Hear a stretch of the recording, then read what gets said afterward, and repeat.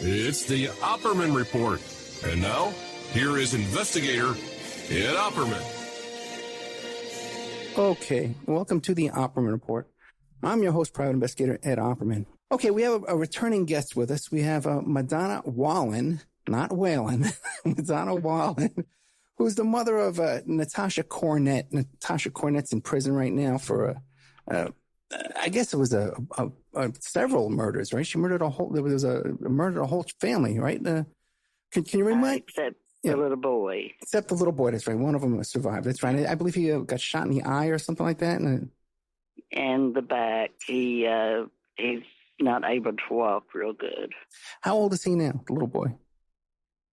Okay. Natasha's been in there 21 years. He was 2, so he's about 24. Yeah. 18. Well, if she's been in there for 20 years, he would have to be the other way around, be 24 if he was 2, right? Okay. Yeah. So now, gee. I know, right? Well, God bless him. It just time flies, doesn't it? Yeah. Well, why don't you give us a little rundown, a little quick synopsis of the story? Who is Natasha Cornett, and give us a little. Just remind the audience what happened, because there's a whole show we did we did about an hour and a half, 2 hours, I think. Yeah. So why don't you give a little update on the reminder of what the story is? Okay. Natasha was with 5 others, and they had decided that they wanted to leave Floyd County. That was when I was living in Floyd County. And all of them really they had something to leave because of, Natasha just wanted to get away from people, I think. And she had been to New Orleans, and that's where they were headed until they stopped at the rest stop, and Joe and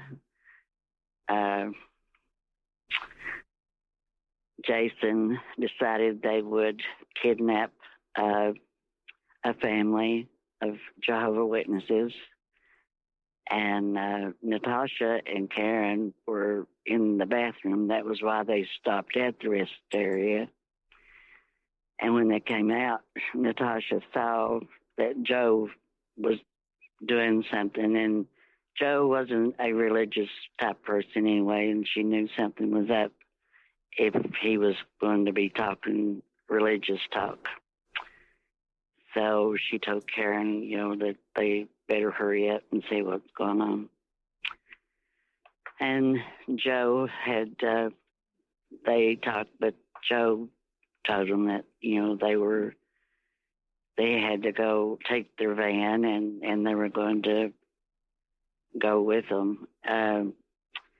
Crystal and Dean was in Joe's car driving it. They had told the rest of them, Joe had, and really Jason, that if any of them tried to leave, they would shoot them. So they were sort of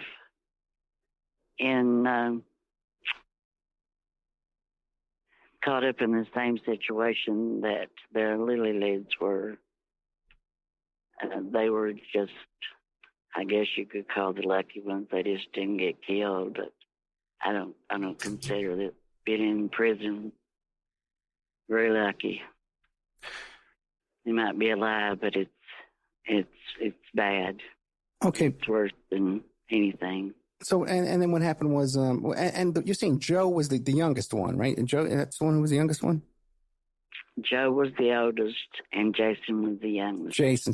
So pretty much the story is now that Jason was the one who took charge and caused the murder. Well, I guess Joe sort of took charge. Okay. Because he's the one that was talking to the people, and he was the one that said that go with them. And then when they got up in that hollow, I think it was still Joe because he had one of the guns. Jason had one of the guns. And, but Joe comes back in the van and throws the gun down and says, he couldn't do whatever he had planned on doing.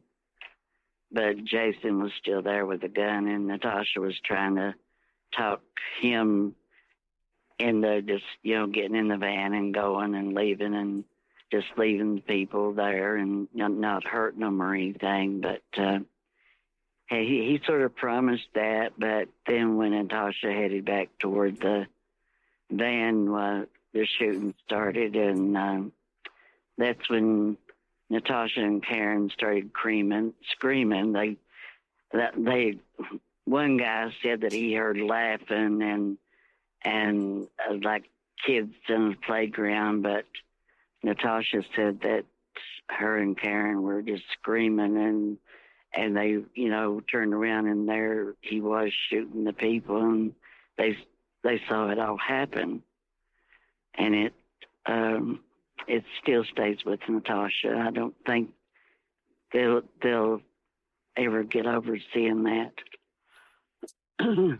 Okay, and then an attorney came forward and offered his assistance, and he came up with this defense that it was a satanic ritual slaying along those lines. Oh, yes. He sent my next-door neighbor over to me and told me that he wanted to take Natasha's case and he wouldn't charge anything. I don't know how he heard about everything so fast, unless maybe it was because the next-door neighbor might have seen all the cars pull in that night, and some of them were police officers, I think. And that was her lawyer, was Eric Kahn. And I thought that he would be okay because he graduated with my daughter, and my daughter had never said anything about him. And he took her to one of the proms, and she still didn't say anything about, bad about him or anything. But after all this happened, and Eric used Natasha for publicity, he undoubtedly must have talked to some of the friends of Natasha's and Karen's, and they told everything bad that they could, who they talked to, told them everything bad that they could have told on Natasha, and made it sound a lot worse than what it was. She wasn't a satanic person. She did not think the devil was her father.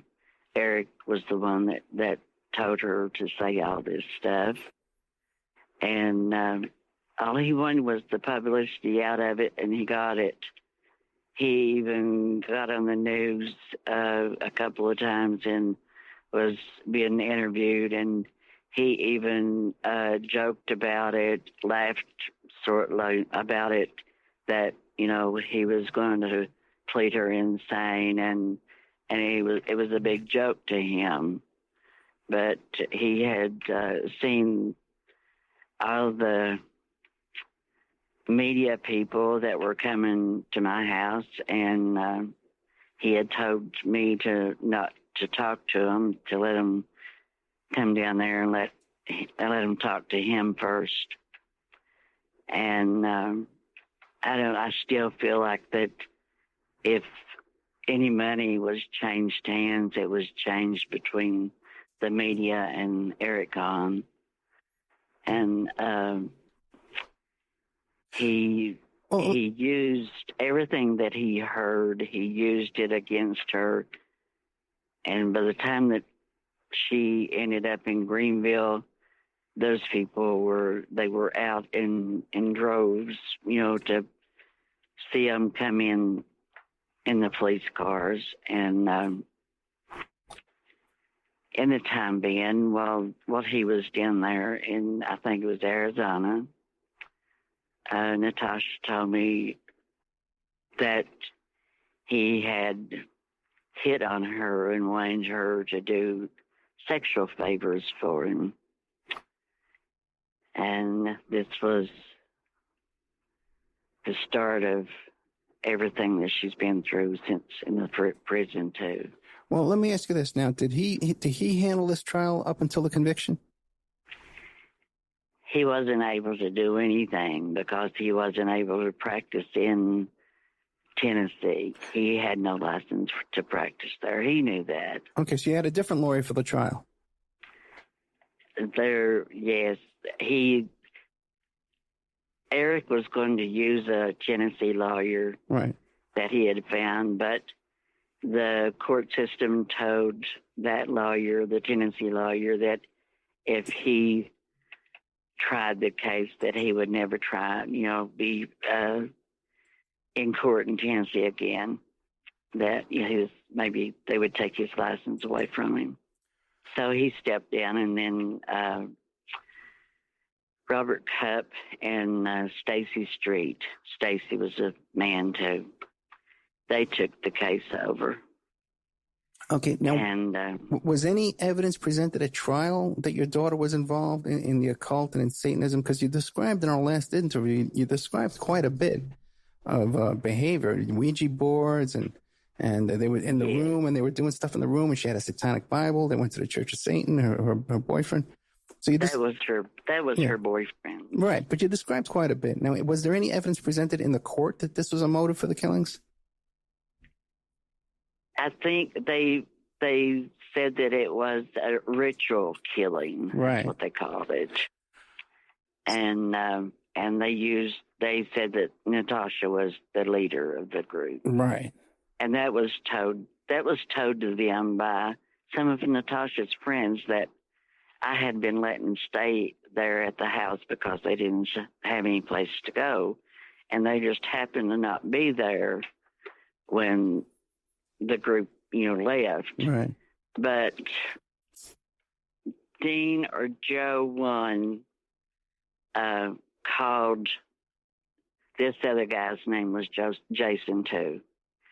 And they had called Jason, and Jason said that told him that they were going to go on the road, and they were going to go stealing cars and just doing whatever, I reckon, robbing places and all that stuff. And this wasn't Natasha. It was told that Natasha said it, but the call came from either Dean or Joe, and it was to Jason. Okay. So ultimately, Natasha was convicted. Now, was there any appeal attempted? There was no trial. She pled guilty? There was just a hearing. And then she pled guilty? They all had to plead guilty or get the death penalty. Gotcha. And so now she's facing how many years? Life? 3 lifetimes. 3 lifetimes, okay. Now, since she's been in jail, though, and she's been in prison, there was another murder inside the prison. Well, it was an attempted murder, okay. I guess is what you call it. And they got it all screwed up there, too, or according to what I've been hearing from Natasha. There was a fire set in the prison by one of the prisoners, of course. Mm. And then they had to put all the prisoners in these lockdown cages, like in the middle of the rooms, not in the rooms, but in the middle, like the hallways or something. Sure. And this Natasha and the girl that's on death row, they were put in, and then they brought this other girl and put her in the same one with them. And this girl had threatened to kill Natasha several times while she was in prison with her. Okay. And what happened is the girl had a shoestring not the one on death row, but the other one. And she put it around Natasha's neck and was choking Natasha to death. The guard was standing right on the outside of the cage. He didn't try to stop it. So the girl that was on death row, she jumped on the girl and pulled her off of Natasha and kept her from killing Natasha. So when the story got told, though, it was Natasha that had tried to kill the girl, not the one on death row, but the girl that wanted to kill Natasha. I mean, you know, why in the world a guard would stand there and watch all this stuff, and then they would tell lies about it? That I don't understand. I mean, well, I should. Well, let me. Well, we all know that the correction officers are a problem, and they do lie. But how do you know that they lied in this instance? Because you only heard the story from Natasha. Maybe if she was guilty of this, I don't know. It was in the paper. I don't know if maybe I talked to somebody else that was in the prison. I don't know. Sometimes Natasha, when she's talking to me, if one of her friends comes up, she'll say, "Here, Mom, say hi to, so and so." But she couldn't call me from there anyway, because when they're in solitary confinement, they're not allowed to use the phone. So that's what I heard that happened. I mean, it. I mean, how much time has she spent in solitary? They had to keep her in solitary for about 3 years because everybody that was in the prison wanted to kill Natasha because they called her a baby killer. Right. They didn't hear her side of it. They just heard Greenville's side of it, and Greenville had it all wrong. And how is that situation now? Does she still get with the other inmates? Does she get along with them, or do they still believe that she's guilty? No, they don't believe she's guilty now because she's proved herself over and over to them that she wasn't a killer. And the ones that have been there, the longest, and then the ones that come in, I guess, it's after that long, why it's not as publicized as it was. And the girls get to know Natasha because she's usually the ones that help them orient themselves into prison. She tells them what they can do and what they can't do. I don't know if she's doing that now, but that's what she used to be doing. She's about 45 years old now, right? 38. 38. So she spent a long time in there. She knows the ropes, and she kind of helps out with running the little pod there, right? Now, yes. Right. What about any other write-ups or infractions that she's had while she's been in any violations? A few, but they've never been, she's never had to stay in solitary except they put them there while they're investigating the case. Right. And she always gets out. Okay, can you give us any idea of what kind of write-ups that she's gotten? Any idea? Really, I don't know. It's usually just some little mundane thing. Nothing serious, no fights, if she wouldn't fight, because after she got out, she started in college with Lipscomb, and she knew that if she got into a fight or if she fought back with anybody that even fought her, that she wouldn't be able to go to college. Right. And that was in the back of her mind all the time. And she said, I just put my hands, I think they have to hold their arms up in the air to show they're not aggressive. And she has got hurt a few times, by other people because she didn't fight back, but she didn't want to lose her college degree. And what did she study in college?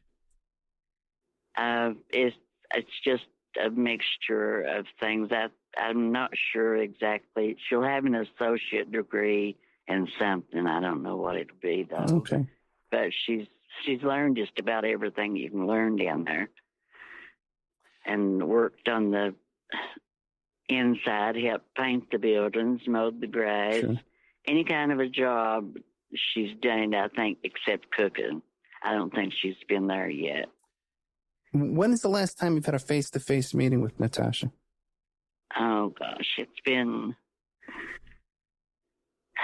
It's time just passes without you really knowing. It's maybe, I don't know, 4 years maybe. How long is the trip to get down there to see her? 6 hours. Yeah. That's a shame. And I've got problems with my legs. That's why I don't drive down there myself. Yeah. I'm sorry.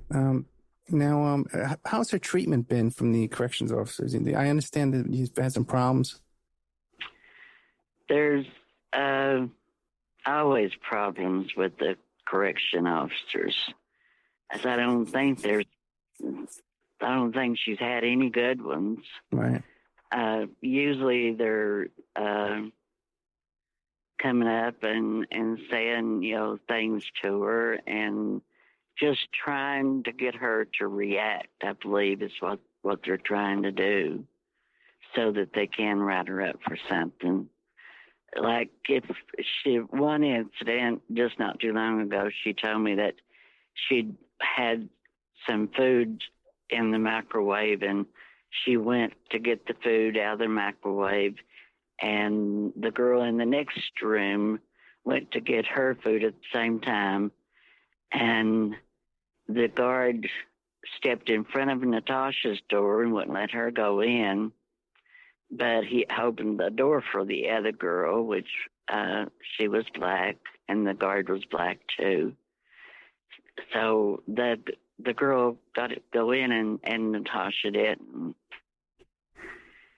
And she couldn't understand that, and they can't do anything about it. I mean, she could write them up, but nothing ever happens. They can hit on her for sexual favors, but they don't hit on her because she's there for the long term. They hit on the ones that are there for like a year or 2 years, and they threaten to write them up if they don't do sexual favors for them. Okay, so there's a lot of sexual abuse between the officers and the inmates. Yes. Okay. And this has been told over and over. People have tried to get some answers, but undoubtedly the whole government system there has gone to pot. Yeah. I mean, the workers are walking off. They're not coming to work. They don't have a full staff, I don't think. I haven't talked to Natasha in close to a month, so I don't really know it at this time. But always before, Natasha says sometimes they have to stay in lockdown all the time because they don't have enough guards to watch them if they go on break. And this is the way it's been for ever since I can remember. I mean, there's always these guards that get hard, and the first thing they do is they think this is their harem, and they can use these ladies for whatever they want to. And at first, Natasha was fighting for them, and she would, but then nothing was ever done to the guards. The girls is always put in lockdown or something, Right, for doing what they do, and it just keeps happening. One of the representatives of the state down there, he had been trying I don't know, for years probably, to get somebody in there investigating the prisons. And I seen, not too long ago that they had one of the television stations were investigating, but they just had the men's prison there. They're just as bad as men. I mean, it's horrible. And she works for the people in the prison. She tries to help them with when they get wrote up. Well, if they let her be the liaison, she will get them off, whatever they're wrote up for, because Natasha knows the rules and she states the rules, and they have to go by that. But she doesn't have anybody in the prison system that tries to help her. Maybe the chaplain. I did when Natasha tried to kill herself not too long ago. The chaplain did call me and she talked to me, and she said she'd make sure that Natasha got okay. Now, there was a suicide attempt. What was the circumstances around that? I think she was just fed up, tired of fighting, tired of having to be under the guards' rules all the time, and just it's hard. If nobody's had anybody in prison before, they don't really know what's going on down there. And I thought it was pretty good, when at first, when I saw the girls myself, I expected, these hardcore looking girls, but they're not. They look like models. That's what they looked like to me. I mean, they had their hair all fixed, and they were clean, and they were beautiful girls, most of them. Some of them were sort of male, you could tell, but most of them are just in there for drugs mostly. Yeah, average people in there for drugs. Yeah, people would be surprised if they saw the average. It's pretty much the same kind of characters you see at a baseball game or at a big sporting event. Pretty much the same crowd. That you wouldn't notice a difference. A couple of guys stand out. Excessive tattoos and things, but for the most part, it's just average-looking people. Now, Now, you said that she spoke with the chaplain. Now, what is Natasha's faith today? She was involved in all the occult and stuff. What is she involved in now? Well, she was okay. I mean, she was getting back, to talking to me about God, and then she's praying, that she is praying, and she's told me so many times. She said, I've been praying all my life about one thing or another. We had a bad lifetime, a section in there, and she told me, she prayed about that, and God didn't answer her prayers then, and He's not answering her prayers now. And I said, well, honey, when God thinks it's time, He'll answer them. I guess she couldn't understand that, but, we can't tell God what to do. He gives us free will. And I think He was waiting for Natasha to turn to Him. So you think today she would identify herself as a Christian? No. No? Then how would she? I don't think so. I mean, she's her kind of Christian. Right. She believes there is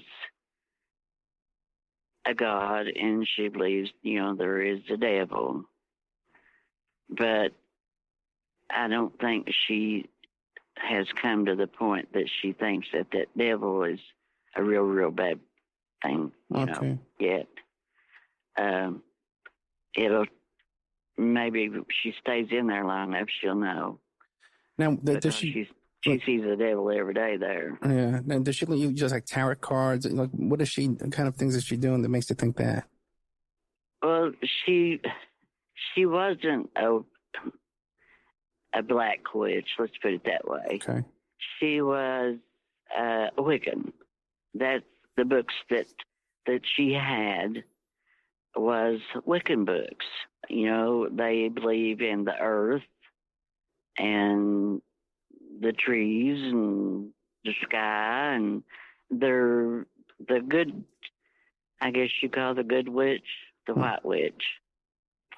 But they did no evil. Natasha never hurt anybody except herself. And she only hurt herself, she said, to stop the pain. I don't know what the pain was. I've seen her cut herself once. And you see something like that and you never get over it. It does not go out of your head. Yeah. Now, and she's not able. See, April is always a really bad month for her because that's when it's with her every day, but it comes back to her of seeing those two people killed in the children's shop. I don't think that she will ever be able to go a day without remembering that, her or Karen, either one. I think Crystal, and I don't know if Dean was in the car, but I think Crystal was in the car. I don't know if she saw it or not. Now, but we're talking off the air a bit, and you kind of described that you and Natasha have had like a little falling out lately. Can you describe that? Yeah, it was over. Well, this man, I guess you can call him a man, that she had been writing to, and he had called me and talked to me several times before he got to go see her. And when he sent me two pictures of himself.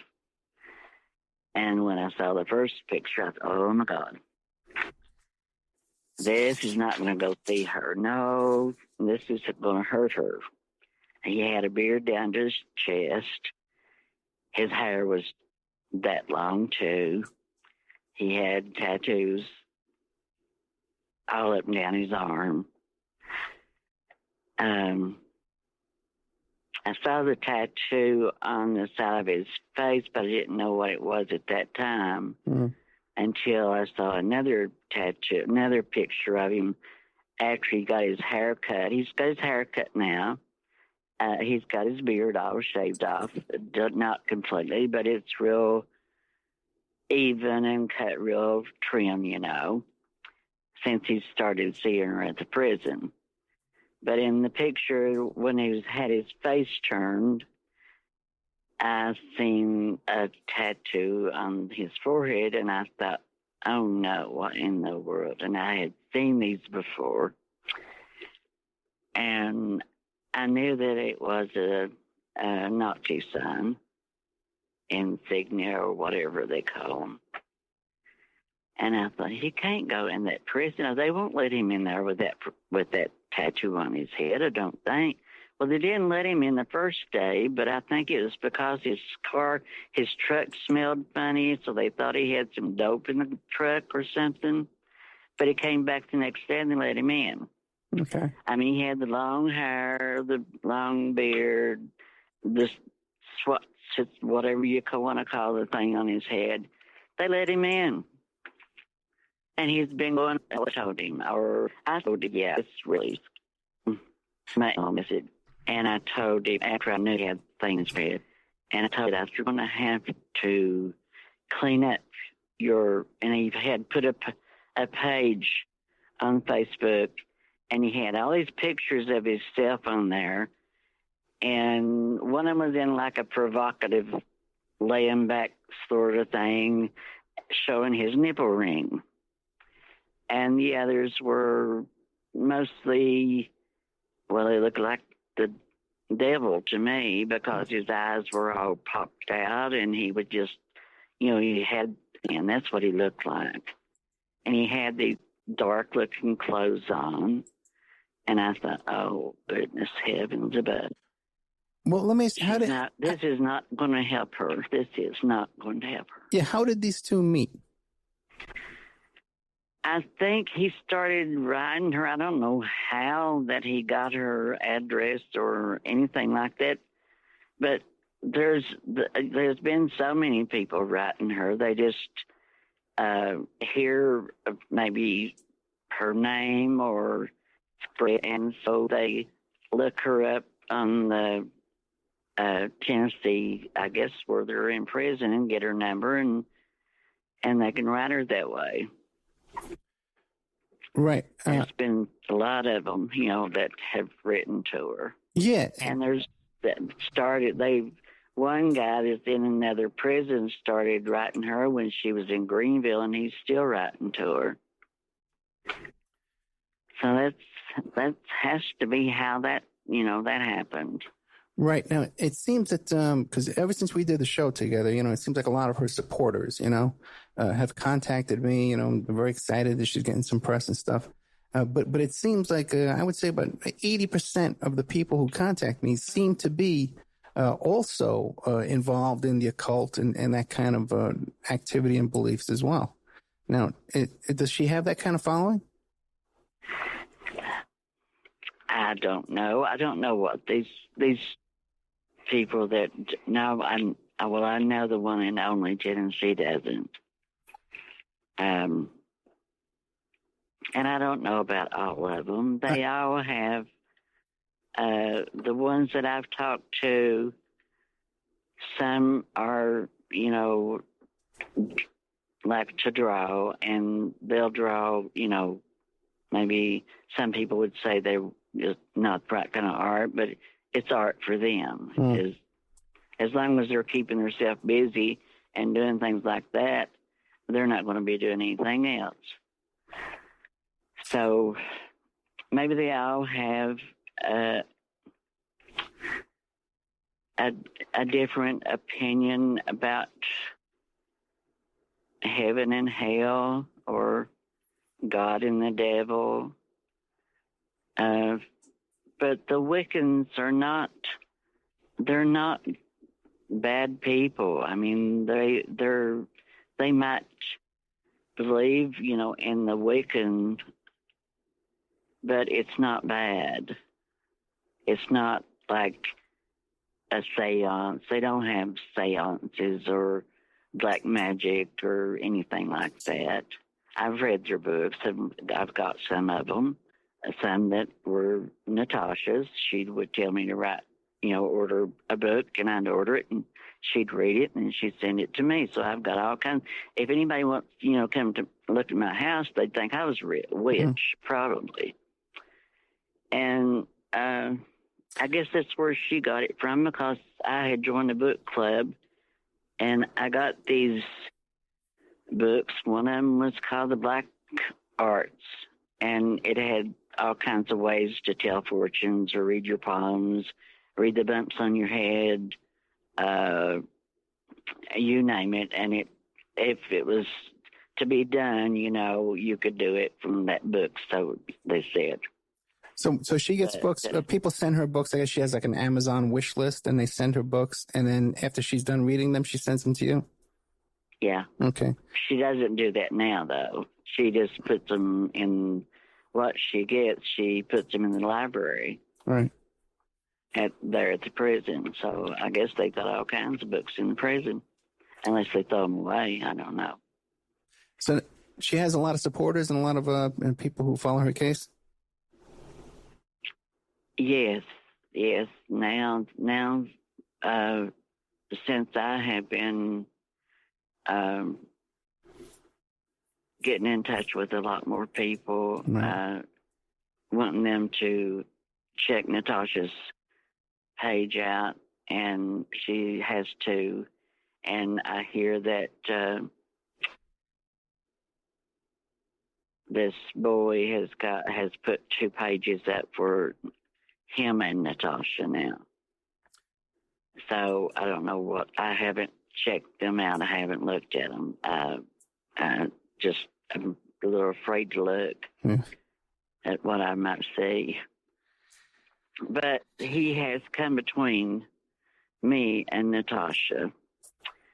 The last time I talked to you, somebody managed to get to Natasha and tell Natasha that I really didn't do any good for her at all. That I, shouldn't have said some of the things I did. All I'm trying to do is tell the truth. Right. And if it makes people, get mad, so be it. But if the prison gets mad, let them come get me. I don't care. You're saying that Natasha was upset about our last interview? She was upset by what the people told her. Okay. And then she's had other people to call her since then and tell her that I had her back all the way. Yeah. And that's what I'm trying to do. I'm trying to show people that she's not a killer. And those 3 girls, they don't need to be in prison any longer. They all 3 need to be out because they didn't commit murder. Sure, they were there. And that's the ungodliest law I've ever heard in my life. If somebody is walking down the street right beside you and he pulls out or she pulls out a gun and shoots somebody, am I going to be at fault because I was walking beside them? Well, the thing in this case, how that works is she was in the commission of a crime when the murder took place. So then, yeah, you are complicit with that crime. You are charged with the crime of murder. If she was involved in the potential hijacking or the carjacking of the car. She wasn't, though, because Joe did the hijacking, and it was told that Natasha wanted them to do that. Joe told all that stuff. But they had already got the lily lids before her and Karen came out of the bathroom. Then, when Natasha and Karen wanted to not go, they said, "You're going because if you don't, we'll shoot you." So what does that tell you? Are they doing it by choice or by persuasion of a gun? Well, the thing is, though, did she ever run to the police and say, I want to report the murder that happened right before my eyes? She didn't get a chance to. Yeah. And also, too, and she never offered to testify against her co-defendants in order to get a better deal? No. Yeah. She wanted to take it back. She was the last one to sign the plea. Right. And she'd asked Stacey Street to take it back, but she didn't. She wanted to go to trial. And he told her that she couldn't do that. But she's learned that she could have done that. They could have let her do that. But Tennessee didn't have any money for 6 trials. And that's the way they would. They already had the town. They was going to not have it in Greenville. They already had the town picked out where they was going to have the trial and everything. But then they didn't have enough money. So they made a plea bargain. They made them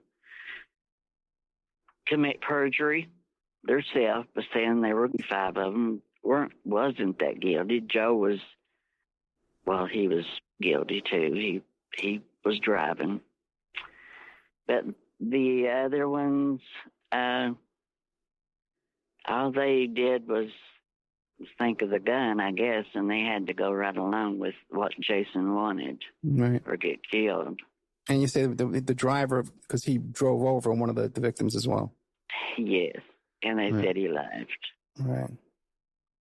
I mean, he played this sweet, innocent person in that hearing. Oh, he did a good job. Fake as it could be. I don't know why in the world they believed him. He just you just thought sugar wouldn't melt in his mouth. Mm.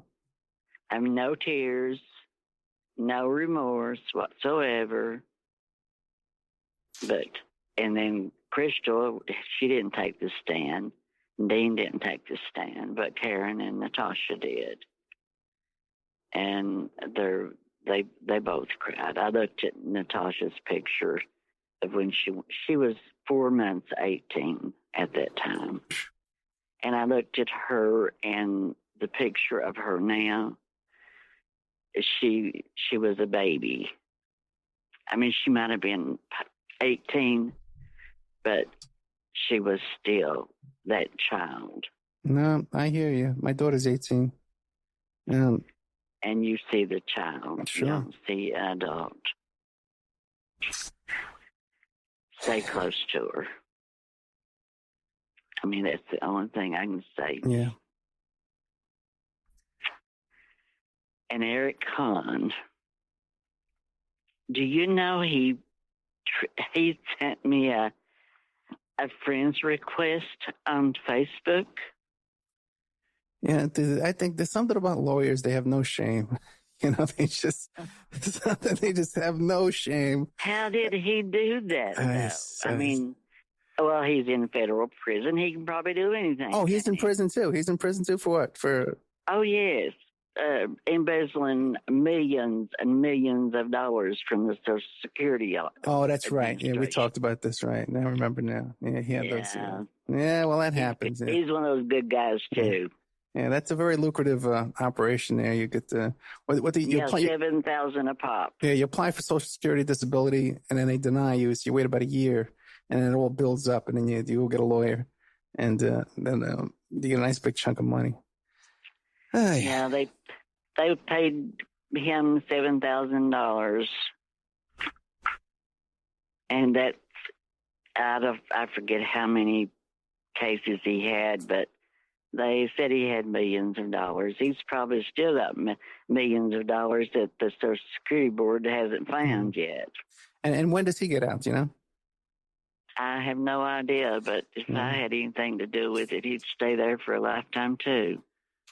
Madonna, because he ruined Natasha. He did ruin Natasha, and he did it because he wanted the publicity. He didn't have billboards all over the place at that time.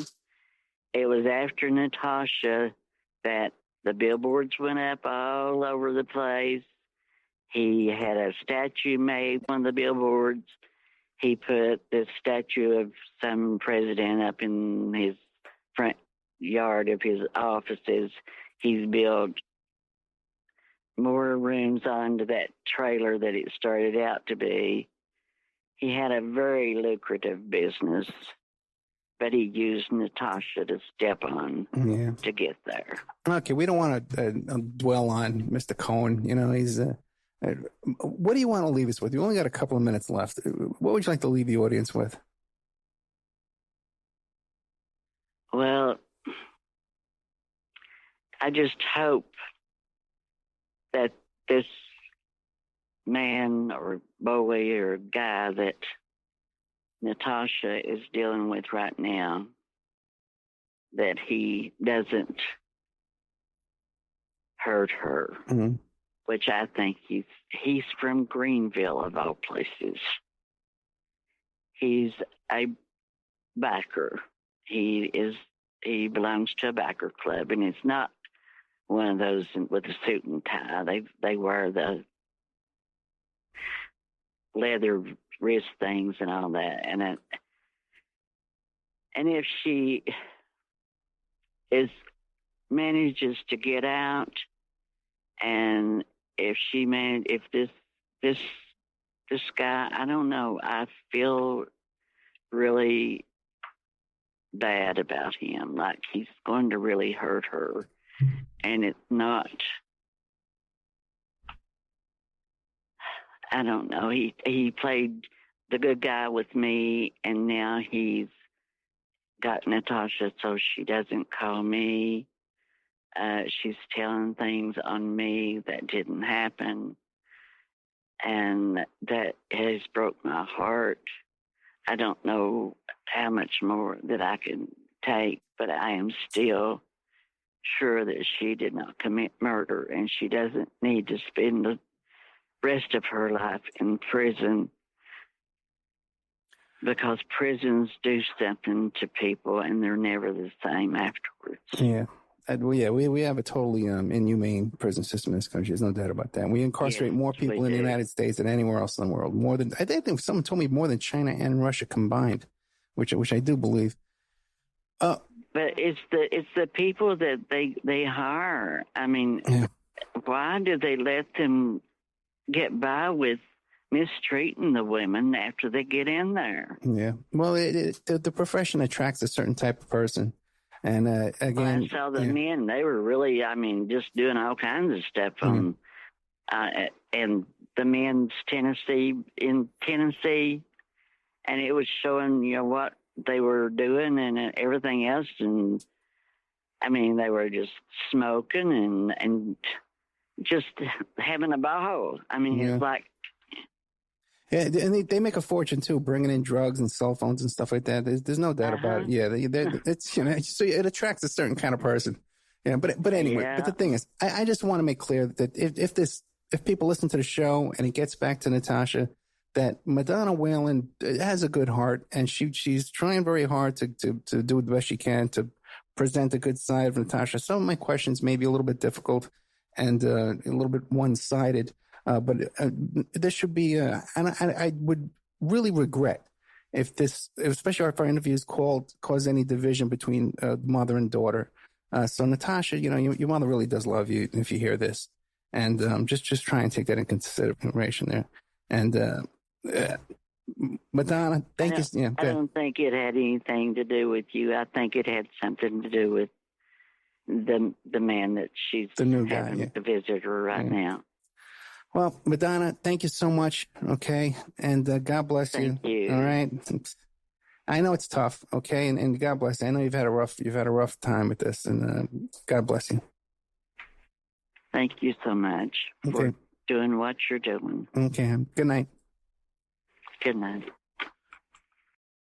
Oh boy. Well, there you have Madonna Wallen, who's the mother of Natasha Cornett. It's just so heartbreaking. Anybody that, especially got an 18-year-old kid, winds up in prison for the rest of their life. The average person, I've just seen so many people get convicted. So many people go to prison. I got a friend of mine right now who's facing 14 years over nonsense. You see it over and over. You get caught up in the system. All the stuff that could be avoided.